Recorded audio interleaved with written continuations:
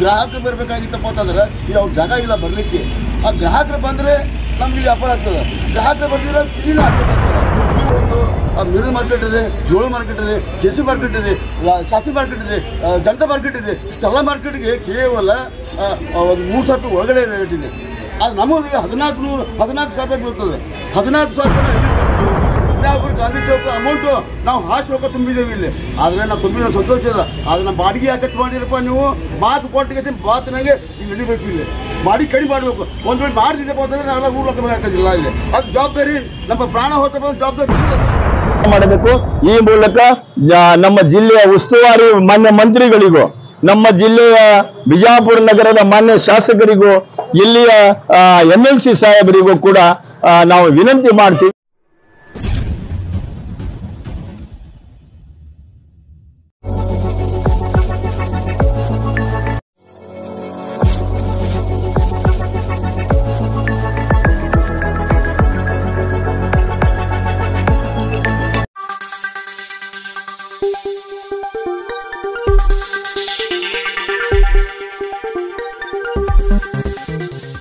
स्वागत है आपका यस न्यूज़ कर्नाटक एक्सप्रेस में। मैं आपके साथ सुफियान। आइए आज की खबर पर नजर डालते हैं।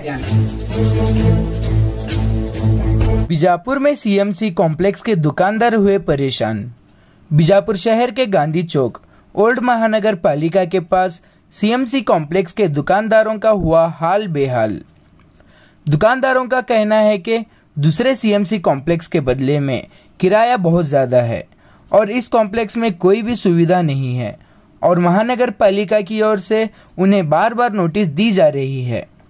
उनका कहना है कि सामने ऑटो स्टैंड और ग्रिलिंग होने के कारण उनके पास कोई कस्टमर नहीं आ रहा है और उन्होंने अपने दुकानों को बंद करके महानगर पालिका पर आक्रोश व्यक्त करते हुए नगर शासक और उस्तुवारी मंत्री से अपनी समस्या को हल करने की गुहार लगाई और उनकी समस्या हल नहीं हुई तो बड़ा आंदोलन करने की महानगर पालिका को चेतावनी दी। ವಿಜಯಪುರ ನಗರದ ಮಹಾನಗರ ಪಾಲಿಕೆಯ ವ್ಯಾಪ್ತಿಯಲ್ಲಿರತಕ್ಕಂಥ ವಾಣಿಜ್ಯ ಸಂಕೀರ್ಣ ವಿಜಯಪುರ ನಗರ ಗಾಂಧಿ ಚೌಕ ಹತ್ತಿರದಲ್ಲಿರತಕ್ಕಂಥ ಈ ವಿಜಯಪುರ ಪಾಲಿಕೆಯ ಕಚೇರಿಯ ಪಕ್ಕದಲ್ಲಿರತಕ್ಕಂಥ ಹೊಸ ಸಂಕೀರ್ಣದಲ್ಲಿ ನಾವು ಈಗಾಗಲೇ 54 ಜನ ಈ ವಾಣಿಜ್ಯದಲ್ಲಿ ಬಾಡಿಗೆದಾರರು, ಲೀಸ್ ಬಾಡಿಗೆದಾರರು ಅಂತಂದು ನಾವು 2022ರಲ್ಲಿನೇ ಈ ಅಂಗಡಿಯನ್ನು ನಾವು ಸಬ್ ರಿಜಿಸ್ಟರ್ ಆಫೀಸ್ನಲ್ಲಿ ಹೋಗಿ ಲೀಸ್ 12 ವರ್ಷ ಪಡೆದುಕೊಂಡಿರುತ್ತೇವೆ. ತಲಾ ಒಂದು ಅಂಗಡಿಗೆ ಇಷ್ಟಂತ ಬಾಡಿಗೆ ಠರಾವಾಗಿದ್ದೆ. ಅದು ಪರ್ಟಿಕ್ಯುಲರ್ ಆಗಿ ಒಂದು ಅಂಗಡಿಗೆ 13ರಿಂದ 25,000 ಹಾಗೂ 50,000 ಬಾಡಿಗೆಯನ್ನು ಮಹಾನಗರ ಪಾಲಿಕೆಯವರು ನಮಗೆ ಅಲಾಟ್ಮೆಂಟ್ ಮಾಡಿದ್ದಾರೆ. ಆ ಪ್ರಕಾರ ಇವಾಗ ಈ ಸುತ್ತಮುತ್ತಲಿನಲ್ಲಿ ಈಗ ಮಹಾನಗರ ಪಾಲಿಕೆಯ ವ್ಯಾಪ್ತಿಯಲ್ಲಿ 100 ಮೀಟರ್ ಒಳಪಟ್ಟ ಈ ಪಾಲಿಕೆಯ ಸಂಕೀರ್ಣಗಳು ನೇರವಾಗಿ ಸಮೀಪದಲ್ಲಿರತಕ್ಕಂಥ ಆ ಬಾಡಿಗೆಯನ್ನು ಮತ್ತು ನಮ್ಮ ಬಾಡಿಗೆಗೆ ಹೋಲಿಸಿದರೆ ಅಜಗಜಾಂತರ ವ್ಯತ್ಯಾಸವಿದ್ದು LBS ಮಾರ್ಕೆಟ್ಗೆ ಕನಿಷ್ಠ ಪಕ್ಷ 2ರಿಂದ 3 ಸಾವಿರ ಬಾಡಿಗೆ ಇದ್ದು ಮೀನದ ಮಾರ್ಕೆಟ್ ಬಾಡಿಗೆಯನ್ನು ಕನಿಷ್ಠ ಪಕ್ಷ 4ರಿಂದ 5 ಸಾವಿರ ಒಳಗಾಗಿನೇ ಇದ್ದು ಪಾಲಿಕೆ ವ್ಯಾಪ್ತಿಯಲ್ಲಿ ಈಗಾಗಲೇ ವಾಣಿಜ್ಯ ಸಂಕೀರ್ಣಕ್ಕೆ ನಮಗೆ ಈ ಬಾಡಿಗೆಯನ್ನು ಕಟ್ಟಲಿಕ್ಕೆ ತುಂಬ ಕಷ್ಟ ಆಗ್ತಾ ಇದೆ. ನಾವು ಈಗಾಗಲೇ ಸಾಲ ಸೂಲ ಮಾಡಿ ಪಾಲಿಕೆಗೆ ನಾವು ಡಿಪಾಸಿಟ್ ತಂದು 50 ಲಕ್ಷ ಆಗಿರ್ಬೋದು, ಅದು 5 ಲಕ್ಷ ಆಗಿರ್ಬೋದು, 7 ಲಕ್ಷ ಆಗಿರ್ಬೋದು, ತಲಾ 54 ಅಂಗಡಿಗೆ ಬೇರೆ ಬೇರೆ ಡಿಪಾಸಿಟ್ ಅನ್ನು ಮಾಡಿದ್ದೀವಿ. ಈಗ ನಮಗೆ ಈ ವಾಣಿಜ್ಯದಲ್ಲಿ ವ್ಯಾಪಾರವೂ ಇಲ್ಲ, ಹಾಗೂ ಮೇಲಾಗಿ ಇಲ್ಲಿ ಕಸ್ಟಮರ್ ಬರ್ತಾ ಇಲ್ಲ. ಹೀಗಾಗಿ ನಾವು ಯಾವತ್ತೂ ಅಂಗಡಿ ಸ್ಟಾರ್ಟ್ ನಮಗೆ ಅಲಾಟ್ಮೆಂಟ್ ಮಾಡಿದರೆ ಇನ್ನೂವರೆಗೆ ನಾವು ಶಟರ್ ಓಪನ್ ಮಾಡಿ ನಾವು ಅಂಗಡಿಯಲ್ಲಿ ಖಾಲಿ ಇಟ್ಟಿಲ್ಲ. ಬಾಡಿಗೆಯವರು ನೋಟಿಸ್ ತಲಾ ನಮ್ಮ 3 ಸಲ ನೋಟಿಸ್ ಕೊಟ್ಟಿದ್ದಾರೆ. ಆ ನೋಟಿಸ್ ಪ್ರಕಾರ 4 ಲಕ್ಷ 5 ಲಕ್ಷ ಸುಮಾರು ಲಕ್ಷಾನುಗಟ್ಟಲೆ ನಮಗೆ ನೋಟಿಸ್ ಕೊಟ್ಟು ನೀವು ಅಂಗಡಿ ಬಾಡಿಗೆ ಕಟ್ಟಲಿಲ್ಲ ಅಂದರೆ ನಿಮ್ಮ ಅಂಗಡಿಗಳನ್ನು ನಾವು ಸಂಪೂರ್ಣವಾಗಿ ಮುಟ್ಟುಗೋಲು ಹಾಕಿ ನಿಮ್ಮ ಹಣವನ್ನು ನಾವು ಪರ್ತ್ ಕೊಡಲಾಗುವುದಿಲ್ಲ ಅಂತ ನಮಗೆ ನೋಟಿಸ್ ಕೊಟ್ಟಿದ್ದಾರೆ. ಆ ಪ್ರಕಾರ ನಮಗೆ ತೀವ್ರವಾಗಿ ಅನ್ಯಾಯವಾಗ್ತಾ ಇದೆ. ಸರ್ಕಾರದವರಾಗಲಿ ಮತ್ತು ಮಾನ್ಯ ಕಮಿಷನರ್ ಅವರಾಗಲಿ ನಮಗೆ ಬಾಡಿಗೆಯನ್ನು ಕಡಿಮೆ ಮಾಡಿ ದಯವಿಟ್ಟು ನಮಗೆ ಸಹಕಾರ ಕೊಡಬೇಕಂತಂದು ನಾವು 54 ಜನ ಏನು ಅಂಗಡಿಕಾರರಿದ್ದೀವಿ, ಇನ್ನೂವರೆಗೆ ನಮ್ಮ ಯಾವುದೂ ಶಾಪ್ ಇಲ್ಲಿ ಓಪನೇ ಮಾಡಿಲ್ಲ. ಮತ್ತು ನಾವು ಓಪನ್ ಮಾಡಿದ್ರೆ ಬಾಡಿಗೆ ಹ್ಯಾಂಗೆ ಕೊಡ್ಬೇಕ್ರಿ, ಅದಕ್ಕೆ ನಮಗೆ ನ್ಯಾಯ ಒದಗಿಸ್ಕೊಡ್ಬೇಕಂತಂದು ನಾವು ತಮ್ಮ ಮೀಡಿಯಾ ಮುಖಾಂತರ ಸರ್ಕಾರಕ್ಕಾಗಲಿ ಮತ್ತು ಕಮಿಷನರ್ ಆಗಿ ವಿನಂತಿ ಮಾಡ್ತಾ ಇದೀವಿ. ದಯಮಾಡಿ ನಮಗೆ ಸಹಕಾರ ನೀಡಬೇಕಂತ ನಾವು ಕಳಕಳಿಯಾಗಿ ವಿನಂತಿ ಕೇಳ್ತೀವಿ. ನಾವು ಆಯುಕ್ತರು ಹಾಗೂ ಮಾನ್ಯ ಉಸ್ತುವಾರಿ ಸಚಿವರು ಇವರೆಲ್ಲರಿಗೆ ಮತ್ತು ಮೊನ್ನೆ ನ್ಯಾಯಮೂರ್ತಿ ನಮ್ಮ ಲೋಕಾಯುಕ್ತ ಸಾಹೇಬರು ಬಂದಾಗೂ ಕೂಡ ಈಗಾಗಲೇ ನಾವು ಇದನ್ನು ಅರ್ಜಿ ಕೊಟ್ಟಿದ್ದೆವು. ಅದಕ್ಕೆ ಏನೂ ಸ್ಪಂದನೆ ಕೊಟ್ಟಿಲ್ಲ. ಮೇಲಾಗಿ ಲಾಸ್ಟ್ ಅನ್ನು ಅವರು ಹೊಳೆ ನಮಗೆ ನೋಟಿಸೇ ಕೊಡ್ತಾ ಇದ್ದಾರೆ, ನಾವು ಅಂಗಡಿ ಜಪ್ತ್ ಮಾಡ್ತೀವಿ, ಡಿಪಾಸಿಟ್ ಮುಟ್ಟುಗೋಲು ಮಾಡ್ತೀವಿ ಅಂತಂದು. ಡಿಪಾಸಿಟ್ ಮುಟ್ಟುಗೋಲು ಮಾಡಲಿಕ್ಕೆ ಸರ್ ನಮಗೆ ಅನ್ಯಾಯ ಆಗ್ತದೆ. ನಾವು ಭಾಳ ಸಾಲ ಸೂಲ ಮಾಡ್ಕೊಂಡ್ಬಿಟ್ಟು ಹಣವನ್ನು ಬ್ಯಾಂಕಿಗೆ ಕಟ್ಟಿದ್ದೀವಿ. ಲೀಗಲ್ ಆಗಿ ನಾವು ಬ್ಯಾಂಕ್ ಮುಖಾಂತರನೇ ಡಿ ಅನ್ನು ಕಟ್ಟಿ ಹಣವನ್ನು ಅಂಗಡಿಯನ್ನು ಪಡೆದಿರ್ತೇವೆ. ಇಲ್ಲಿ ವ್ಯಾಪಾರವು ಸ್ಥಗಿತಗೊಂಡಿದೆ. ಮೇಲಾಗಿ ಟ್ರಾಫಿಕ್ ದಟ್ಟಣೆಯಾಗಿ ಟ್ರಾಫಿಕ್ ನಮ್ಮಲ್ಲಿ ಇಲ್ಲಿ ಮುಂದೆ ಅಂಗಡಿ ಹತ್ರ ಕಾಂಪ್ಲೆಕ್ಸ್ ಹತ್ರ ಆಟೋ ನಿಲ್ದಾಣ ಆಗಲಿ ಅಥವಾ ಯಾವುದೇ ಭಯಂಕರ ಈ ಕಾಂಪ್ಲೆಕ್ಸ್ಗೆ ಸಮಸ್ಯೆ ಇರೋದ್ರಿಂದ ದಯವಿಟ್ಟು ನಮಗೆ ಅನುಕೂಲ ಮಾಡಿ ಬಾಡಿಗೆಯನ್ನು ಕಡಿಮೆ ಮಾಡಿಸ್ಬೇಕಂತಂದು ನಾವು ಮಾನ್ಯ ಆಯುಕ್ತರಿಗೆ ನಾವು ಮನವಿ ಮಾಡ್ತೀವಿ ಮತ್ತು ಜಿಲ್ಲಾಧಿಕಾರಿ ಸಾಹೇಬ್ರಿಗೂ ನಾವು ಮನವಿ ಮಾಡ್ತೀವಿ ಅಂತಂದು ಈ ವಿಷಯ ನಾವು ಮೀಡಿಯಾ ಮುಖಾಂತರ ಹೇಳಿಕೆ ನಾವು ಇಚ್ಛಾ ಪಡ್ತೀವಿ. ಈಗ ಬೇಡಿಕೆ ಏನದು? ನಮಗೆ ಏನಿಲ್ಲ ಸರ್, ನಾವು ಅಂಗಡಿ ನಾವು ಯಾವುದೇ ತರ ಮಾಡಿ ಅಂಗಡಿ ಸ್ಟಾರ್ಟ್ ಮಾಡ್ತೀವಿ. ಇನ್ಮೇಲೆ ನಮಗೆ ಬಾಡಿಗೆ LBS ಮಾರ್ಕೆಟ್, ಮೀನತ್ ಮಾರ್ಕೆಟ್ ಸುತ್ತಮುತ್ತಲಿನ ಏನು ನಗರ ನಮ್ಮ ಪಾಲಿಕೆ ವ್ಯಾಪ್ತಿಯಲ್ಲಿ ಅವರು ಏನು ಸಂಕೀರ್ಣ ಅದಾವ ಅದಕ್ಕೇನು ಬಾಡಿಗೆ ಇದೆ ನಮಗೂ ಅಷ್ಟೇ ಬಾಡಿಗೆ ಮಾಡಲಿ, ನಾವು ತುಂಬಲಿಕ್ಕೆ ಸಿದ್ಧರಿದ್ದೀವಿ. ಮುಂದಿನ ಪ್ರಾಬ್ಲಮ್ ಇರ್ತಾ ಇಲ್ಲ, ಪೊಲೀಸರು ಅವರು ಆಟೋ ಸ್ಟ್ಯಾಂಡ್ ನಾವು ತೆಗೀರಿ ಅಂತಂದು ಈಗಾಗಲೇ ನಾವು SP ಸಾಹೇಬ್ರಿಗೆ, ಟ್ರಾಫಿಕ್ PSI ಸಾಹೇಬ್ರಿಗೆ ಆಗಿರ್ಬೋದು, DSP ಸಾಹೇಬ್ರಿಗಾಗಿ ಶಿಫ್ಟ್ ಮಾಡಲಿಕ್ಕೆ ನಾವು ಮನವಿಯನ್ನು ಅನೇಕ ಬಾರಿ ಕೊಟ್ಟಿದ್ದೀವಿ. ಆದರೂ ಕೂಡ ಅದು ಯಾರೂ ಸ್ಪಂದಿಸಿಲ್ಲ ಹಾಗೂ ಅದರದ್ದು ಅನುಕೂಲ ಮಾಡಿಕೊಟ್ಟಿಲ್ಲ. ಹೀಗಾಗಿ ಯಾವುದೇ ಗ್ರಾಹಕ ನಮ್ಮ ಈ ಸಂಕೀರ್ಣಕ್ಕೆ ಬರಬೇಕಾದ್ರೆ ತುಂಬಾ ತೊಂದರೆ ಆಗ್ತಾ ಇದೆ. ಅದಕ್ಕಾಗಿ ಸುತ್ತಮುತ್ತಲಿನಲ್ಲಿ ಏನು LBS ಮಾರ್ಕೆಟ್ ಆಗಿರ್ಬೋದು, ಮೀನತ್ ಮಾರ್ಕೆಟ್ ಆಗಿರ್ಬೋದು ಹಾಗೂ ಪಾಲಿಕೆ ವ್ಯಾಪ್ತಿಯ ಸಂಕೀರ್ಣಗಳಿಗೆ ಎಷ್ಟು ಬಾಡಿಗೆ ಇದೆ ಅದೇ ಬಾಡಿಗೆ ನಮಗೂ ಕಲ್ಪಿಸಿಕೊಡ್ಬೇಕಂತಂದು ನಾವು ಮಾನ್ಯ ಸರ್ಕಾರಕ್ಕಾಗಲಿ, ಜಿಲ್ಲಾಧಿಕಾರಿಗಾಗಲಿ, ಮಾನ್ಯ ಆಯುಕ್ತರಿಗಾಗಲಿ ನಾವು ಮನವಿ ಮಾಡ್ತಾ ಇದೀವಿ ತಮ್ಮ ಮುಖಾಂತರ ಅಂತಂದು ಹೇಳಿಕ್ಕೆ ಇಚ್ಛಪಡ್ತೇವೆ. ನಮ್ಮ ಎಲ್ಲ ಅಂಗಡಿಗಳು ಬಂದಾದ್ರು, ನಾವು ಇನ್ನೂ ಯಾವಾಗ ಸ್ಟಾರ್ಟ್ ನಮಗೆ ಅಲಾಟ್ಮೆಂಟ್ ಆಗಿದೆಲ್ರಿ, ನಾವು ಚಾವಿನೇ ಓಪನ್ ಮಾಡಿಲ್ಲ. ತಾವು ಬಂದು ಅದರಲ್ಲಿ ದೂಸು ಮಣ್ಣು ಎಷ್ಟು ವೀಕ್ಷಣೆ ಮಾಡಬಹುದು ಹಾಗೂ ಅದರಲ್ಲಿ ಅನಾನುಕೂಲ ಇದೆ ಸಾಕಷ್ಟು. ಅದು ಅನುಕೂಲ ಒಂದು 90% ಅದರಲ್ಲಿ ಅನುಕೂಲ ಏನೂ ಇಲ್ಲ. ನಮ್ಮ ಬೇಡಿಕೆ ಏನಿಲ್ಲ ಸರ್, ನಮಗೆ ಏನು ಸದ್ಯಕ್ಕೆ ಅವ್ರು ನೋಟಿಸ್ ಕೊಡ್ತಾ ಇದ್ದಾರೆ ಸರ್, ಲಕ್ಷಾನುಗಟ್ಟಲೆ ನಮಗೆ ನೋಟಿಸ್ ಕೊಡ್ತಾ ಇದ್ದಾರೆ. ಅದು ನಮಗೆ ಮನ್ನಾ ಮಾಡಿಸಿ ನಮಗೆ ಬಾಡಿಗೆ ಏನದಲ್ಲ LBS ಹಾಗೂ ಮೀನತ್ ಮಾರ್ಕೆಟ್ಗೆ ಏನು ಕಾಂಪ್ಲೆಕ್ಸ್ಗೆ ಬಾಡಿಗೆ ಇದೆ, ನಾವು ಅಷ್ಟು ಬಾಡಿಗೆ ಕಟ್ಟಲಿಕ್ಕೆ ಈಗಲೂ ಸಿದ್ಧಿರಿದ್ದೀವಿ. ದಯಮಾಡಿ ಅದಕ್ಕೆ ನಮಗೆ ಎಲ್ಲರೂ ನಮ್ಮ 54 ಜನರಿಗೆ ಆಯುಕ್ತರು ನಮ್ಮ ಕಳಕಳಿಯನ್ನು ಅವರು ಮನವಿ ಮಾಡ್ತಾ ಇದೀವಿ. ನಮಗೆ ಸ್ಪಂದಿಸಿ ನಮಗೆ ಅನುಕೂಲ ಮಾಡಿಕೊಟ್ರೆ ನಾವು ಉದ್ಯೋಗ ಮಾಡಿಕೊಂಡು ನಮ್ಮ ಉಪಜೀವನ ಸಾಗಿಸಲಿಕ್ಕೆ ನಾವು ನಮ್ಗೆ ಸರ್ಕಾರ ನಮಗೆ ಅನುಕೂಲ ಮಾಡಿಕೊಡ್ತದೆ ಅಂತಂದು ನಾನು ಈ ವಿಷಯ ತಮಗೆ ಹೇಳಿಕ್ಕೆ ಇಚ್ಛಪಡ್ತೀನಿ ಸರ್. ನಗರ ಶಾಸಕ ನಮ್ಮ ಉಸ್ತುವಾರಿ ಸಚಿವರಿಗೆ ಆಗಿರ್ಬೋದು ಮತ್ತು ಮಾನ್ಯ ನಾವು ಸರ್ಕಾರ ಮಟ್ಟದಲ್ಲಿ ಕಾರ್ಯದರ್ಶಿಗಳಿಗೆ ನಾವು ಮನವಿ ಕೊಟ್ಟಿದ್ದೀವಿ. ಆಯುಕ್ತರ ಮುಖಾಂತರ ಆಗಿರ್ಬೋದು, ಆಯುಕ್ತರಿಗೆ ನಾವು 3 ಸಲ ನಾವು ಮನವಿ ಕೊಟ್ಟಿದ್ದೀವಿ. ಮಾನ್ಯ ಮಹಾಪೌರರಿಗೆ ಅವ್ರಿಗೂ ನಾವು ಜನಸ್ಪಂದನ ಕಾರ್ಯಕ್ರಮದಲ್ಲೂ ಕೊಟ್ಟಿದ್ದೀವಿ. ಮನವಿ ಸಾಕಷ್ಟು ಬಾರಿ ಆಗಿದೆ ಸರ್, ಸ್ಪಂದನೆ ಆಗ್ತಾ ಇಲ್ಲ, ಅದರ ಉತ್ತರ ನಮಗೆ ಸರಿಯಾಗಿ ಸಿಗ್ತಾ ಇಲ್ಲ. ಮೇಲಾಗಿ ವಾಪಸ್ ನಮಗೆ ಕಮಿಷನರ್ ಸಾಹೇಬರು ಲೆಟರ್ ಕೊಡ್ತಾ ಇದ್ದಾರೆ, ನೋಟಿಸು, ನಿಮ್ಮ ಅಂಗಡಿ ಮುಟ್ಟುಗೋಲು ಮಾಡ್ತೀವಿ, ನಿಮ್ಮ ಡಿಪಾಸಿಟ್ ಮುಟ್ಟುಗೋಲು ಮಾಡ್ತೀವಿ ಅಂತಂದು. ನಮ್ಮ ರೊಕ್ಕದ್ದು ಏನು ಸರ್, ಅದಕ್ಕೆ ಬೆಲೆ ಏನಿದೆ ಹೇಳ್ರಿ ಸರ್. ನಾವು ಸಾಲ ಸೂಲ ಮಾಡಿ ಲೀಗಲಿ ನಾವು ರಿಜಿಸ್ಟರ್ ಮುಖಾಂತರ ನಾವು ಪಡೆದುಕೊಂಡಿವಿ ಸರ್. 12 ವರ್ಷ ನಮಗೆ ಲೀಸ್ ಕೊಟ್ಟಿದ್ದಾರೆ ಸರ್. ನನ್ನ ಹೆಸರು AM ಕೋಲಾರ್ ಅಂತ ಹೇಳಿ, ಈ ವಾಣಿಜ್ಯ ಸಂಕೀರ್ಣದಲ್ಲಿ ನಮ್ದು ಒಂದು ಅಂಗಡಿ. ನಿವೃತ್ತ ಶಿಕ್ಷಕ, ನನ್ನ ಮಕ್ಕಳಿಗೆ ನೌಕರಿ ಸಿಗ್ತಾ ಇಲ್ಲ. ಆ ನೌಕರಿ ಮನ್ಯಾಗ ನಿರುದ್ಯೋಗಿ ಮನ್ಯಾಗ ಕೂತಾರೆ. ನನ್ನ ಬರ್ತಕ್ಕಂಥ ಪೆನ್ಷನ್ ದುಡ್ಡನ್ನ ಬಿಟ್ಟಿನಲ್ಲಿ ಹಾಕಿ ಮಕ್ಕಳಿಗೆ ಉದ್ಯೋಗ ಮಾಡ್ಬೇಕಂತ ತಗೊಂಡ್ರೆ ಇನ್ನೂರಿಗೆ ನನ್ನ ಅಂಗಡಿ ಸ್ಟಾರ್ಟ್ ಆಗಿಲ್ಲ. ಅದಕ್ಕೋಸ್ಕರ ಯಾಕೆ ಸ್ಟಾರ್ಟ್ ಆಗಿಲ್ಲಪ್ಪ ಅಂತಂದ್ರೆ, ಇಲ್ಲಿ ಪೊಲೀಸರು ನಮಗೆ ಗ್ರಾಹಕರು ಬರ್ಬೇಕಾಗಿತ್ತಪ್ಪ ಅಂತಂದ್ರೆ ಈಗ ಅವ್ರ ಜಾಗ ಇಲ್ಲ ಬರ್ಲಿಕ್ಕೆ. ಆ ಗ್ರಾಹಕರು ಬಂದ್ರೆ ನಮ್ಗೆ ವ್ಯಾಪಾರ ಆಗ್ತದ, ಗ್ರಾಹಕರು ಬರ್ದಿರ ತಿಳಿ ಹಾಕ್ಬೇಕಾಗ್ತದ. ಈ ಒಂದು ಉದಾಹರಣೆ ಕೊಡ್ಬೇಕಪ್ಪ ಅಂತಂದ್ರೆ, ಒಂದು ಹಸು ಮೇವು ಹಾಕಿದ್ರೆ ಹಾಳು ಇಡ್ತದ. ಹಂಗ ನಮ್ ವ್ಯಾಪಾರಸ್ಥರಿಗೆ ಗ್ರಾಹಕರು ಬಂದ್ರೆ ನಮ್ಗೆ ದುಡ್ಡು ಬರ್ತದ. ಆ ದುಡ್ಡು ಬರ್ತಾ ನೀವು ಬಾಡಿಗೆ ತುಂಬಬಹುದು, ಎಲ್ಲ ತುಂಬಬಹುದು. ಬಿಟ್ಕೊಟ್ಟು ಬಾಡಿಗೆನೂ ಈಗ ಹೆಚ್ಚಾಗಿದೆ. ಬಾಡಿಗೆ ಹೆಂಗಪ್ಪ ಅಂತಂದ್ರೆ ಇಲ್ಲಿ ಎಲ್ಲ ಸುಮಾರು ಒಂದು ಮಿಡಲ್ ಮಾರ್ಕೆಟ್ ಇದೆ, ಜೋಳ ಮಾರ್ಕೆಟ್ ಇದೆ, KC ಮಾರ್ಕೆಟ್ ಇದೆ, ಶಾಸ್ತ್ರಿ ಮಾರ್ಕೆಟ್ ಇದೆ, ಜನತಾ ಮಾರ್ಕೆಟ್ ಇದೆ. ಇಷ್ಟೆಲ್ಲ ಮಾರ್ಕೆಟ್ಗೆ ಕೇವಲ ಒಂದು 3,000 ರೂಪಾಯಿ ಒಳಗಡೆ ರೇಟ್ ಇದೆ.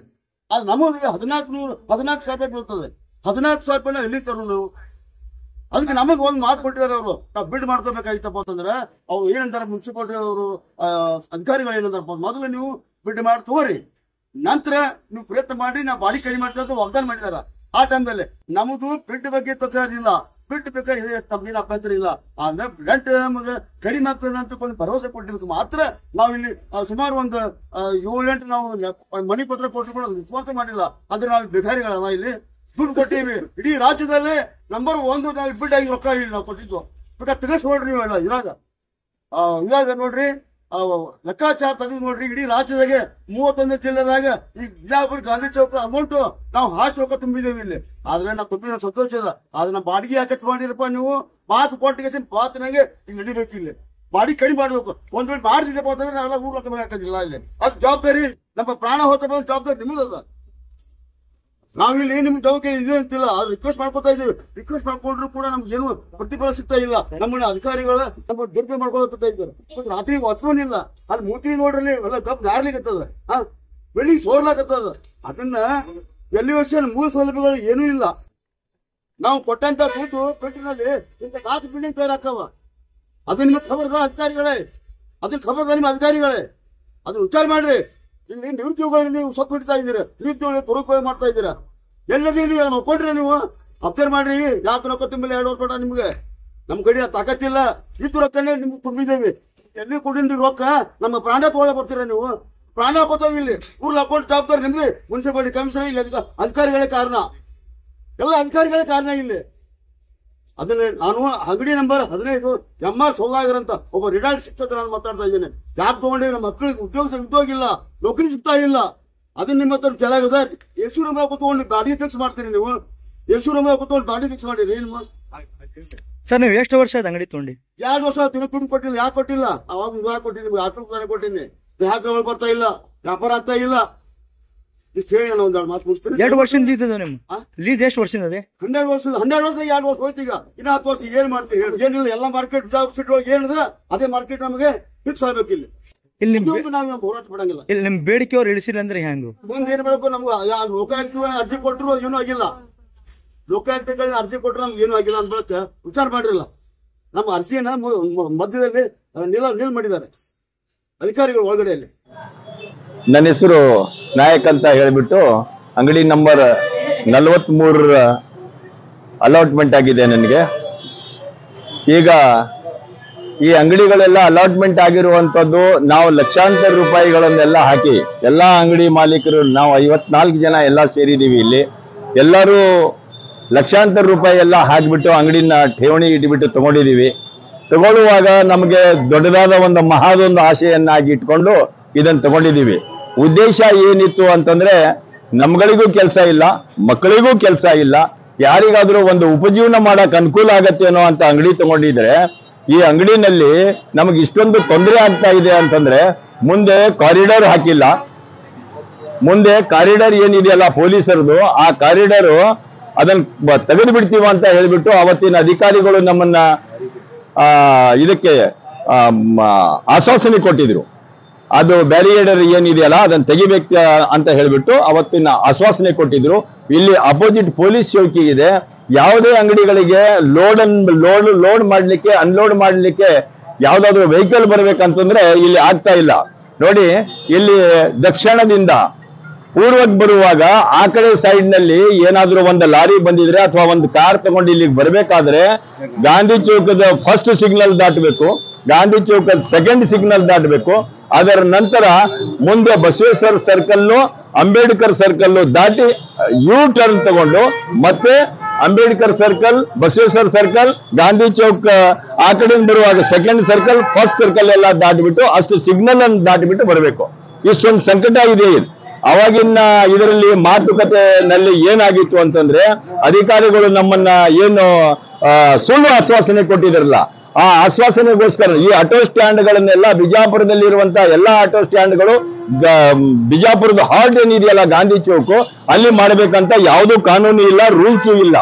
ಇಲ್ಲಿ ಇಂಥ ಸೆಂಟ್ರಲ್ ಪ್ಲೇಸ್ ನಲ್ಲಿ ಪೊಲೀಸ್ ಚೌಕಿ ಮಾಡಿಬಿಟ್ಟು ಆಟೋ ಸ್ಟ್ಯಾಂಡ್ ಅಲ್ಲೇ ಇದ್ಬಿಟ್ಟು ಆ ಕಡೆಯಿಂದ ಈ ಕಡೆ ಜನ ಓಡಾಡ್ಲಿಕ್ಕೆ ಅನುಕೂಲ ಆಗದೆ ಇದನ್ನು 80 ಫೂಟಿಗೆ ದಾಟೋಗೋಸ್ಕರ 1.5 ಕಿಲೋಮೀಟರ್ ಹೋಗಿ ತಿರ್ಗಾ ಬರಬೇಕು. ಇಷ್ಟೊಂದು ಕಷ್ಟ ಇದೆ. ಅದಕ್ಕೋಸ್ಕರ ನಾವು ಇಷ್ಟು ಅಮೌಂಟ್ ಬರ್ತಾ ಇದೆ. ನಾವು ಈಗ ನಮಗೆ ಈ ಅಂಗಡಿನ ತಗೊಳ್ಳಿಕ್ಕೆ ಈ ಡಿಪಾಸಿಟ್ ಏನ್ ಕಟ್ಟಬೇಕಾಗಿದ್ದಲ್ಲ ಸಾಲ ಸೂಲ ಮಾಡಿ ಕಟ್ಟಿದೀವಿ. ಕೆಲವೊಬ್ಬರು ಮನೆ ಮಠ ಎಲ್ಲ ಮಾರ್ಬಿಟ್ಟು ಇಲ್ಲಿ ಅಮೌಂಟ್ ಅನ್ನು ನಾವು ಹಾಕಿದೀವಿ. ನಾವು ಏನು ಸಾಲ ಮಾಡಿದೀವಲ್ಲ ಆ ಸಾಲದವ್ರದ್ದು ಒತ್ತಡ ಇನ್ನೊಂದ್ ಕಡೆ ಇದ್ರೆ ಸರ್ಕಾರದ ಪರವಾಗಿ ಸರ್ಕಾರದ ಅಧಿಕಾರಿಗಳು ಏನಿದಾರಲ್ಲ, ನಿಮ್ಮ ಅಂಗಡಿಯನ್ನು ಮುಟ್ಟುಗೋಲು ಹಾಕ್ತೀವಿ, ನಿಮ್ಮ ಅಂಗಡಿಯನ್ನು ಕ್ಯಾನ್ಸಲ್ ಮಾಡ್ತೀವಿ, ನಿಮ್ಮ ಮೇಲೆ ಕಾನೂನು ಪ್ರಕಾರ ನಿಮ್ಮನ್ನು ಜಾರಿಗೆ ಮಾಡಿಬಿಟ್ಟು ನೀವೇನ್ ಕಟ್ಟಿದಿರಲ್ಲ ಅಮೌಂಟ್ ಅನ್ನ ಇದೆಲ್ಲ ಅಲ್ಲಗಳಿತೀವಿ ಅಂತ ಹೇಳ್ಬಿಟ್ಟು ಭಯ ಆಗ್ತಾ ಇದ್ದಾರೆ. ನಾವು ಇಷ್ಟೊಂದೆಲ್ಲ ಸಂಕಟದಲ್ಲಿದ್ದೀವಿ ಅಂತಂದ್ರೆ ನಮಗೆ ಹೇಳಲಿಕ್ಕೆ ಆಗ್ತಾ ಇಲ್ಲ.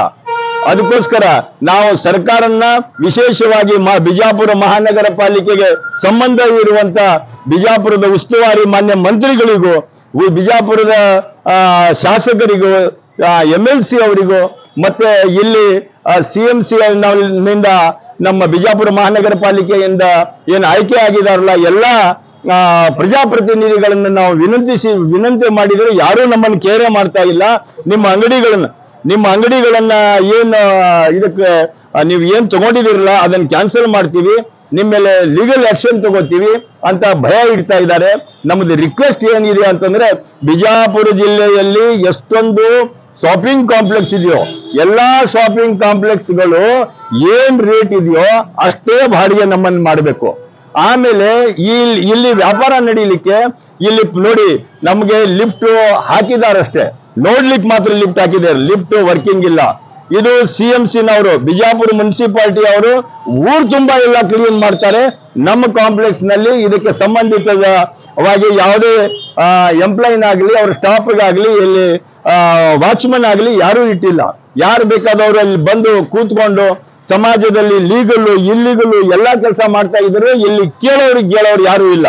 ಸೊ ಇಂಥ ಒಂದು ದುಃಖದ ಪರಿಸ್ಥಿತಿನಲ್ಲಿ ನಾವಿದ್ದಾಗ ನಮ್ಮ ಅಂಗಡಿಯನ್ನ ನೀವು ಕ್ಯಾನ್ಸಲ್ ಮಾಡ್ತೀವಿ ಅಂತ ಹೇಳೋದು, ನೀವು ಏನು ಮಾಡಿದಿರಲ್ಲ ನೀವು ಕಟ್ಟಿರುವಂತ ಅಮೌಂಟ್ ಅನ್ನು ಮುಟ್ಟುಗೋಲು ಮಾಡ್ತೀವಿ ಅಂತ ಹೇಳ್ತಾ ಇರೋದನ್ನ ನೋಡಿದ್ರೆ ಮನೆಯಲ್ಲಿ ಮಕ್ಕಳು ಮತ್ತು ಈ 54 ಜನ ನಾವು ಅಂಗಡಿಕಾರರು ಏನಿದೆಯಲ್ಲ, ಏನ್ ಸುಸೈಡ್ ಮಾಡ್ಕೋಬೇಕು, ಏನ್ ಊರು ಬಿಟ್ಬಿಟ್ಟು ಹೋಗ್ಬೇಕು, ಏನ್ ಮಾಡ್ಬೇಕು ಅನ್ನೋದು ನಮ್ಮನ್ನ ದಿಕ್ಕೆ ತೋರಿಸ್ತಾ ಇಲ್ಲ.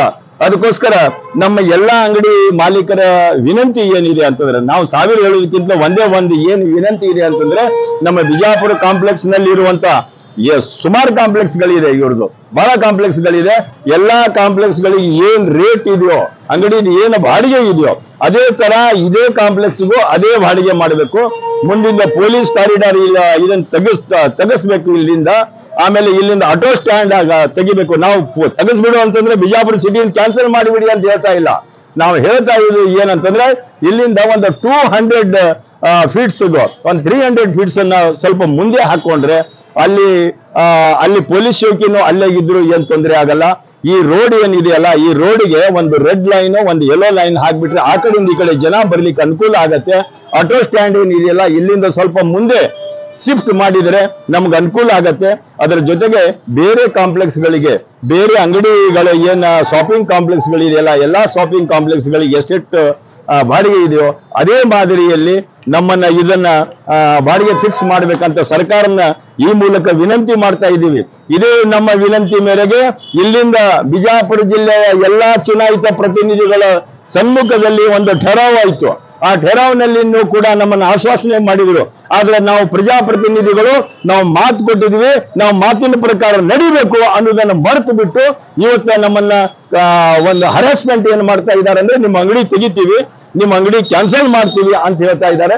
ಇದು ತುಂಬಾ ಅಮಾನವೀಯತೆ ಆಗತ್ತೆ.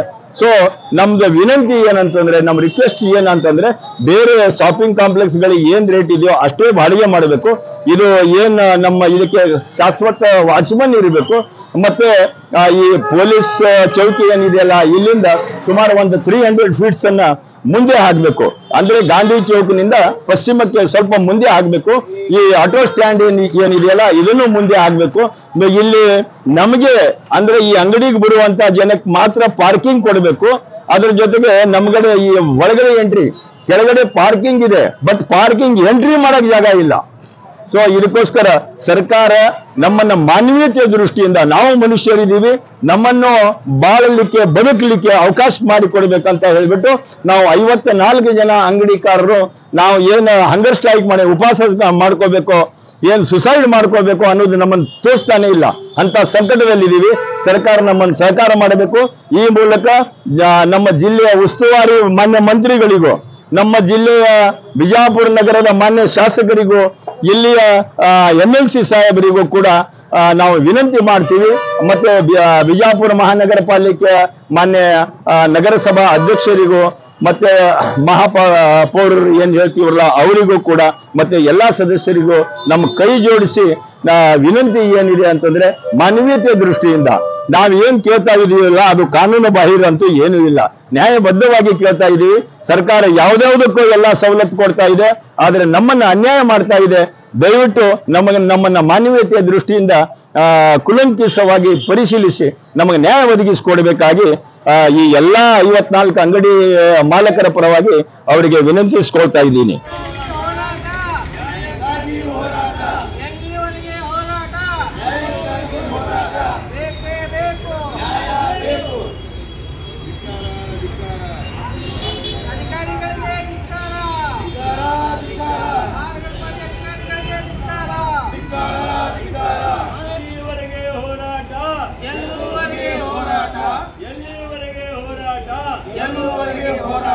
ಬೇಕೇ ಬೇಕು ನ್ಯಾಯ, ಬೇಕು ಬೇಕೇ ಬೇಕು ನ್ಯಾಯ.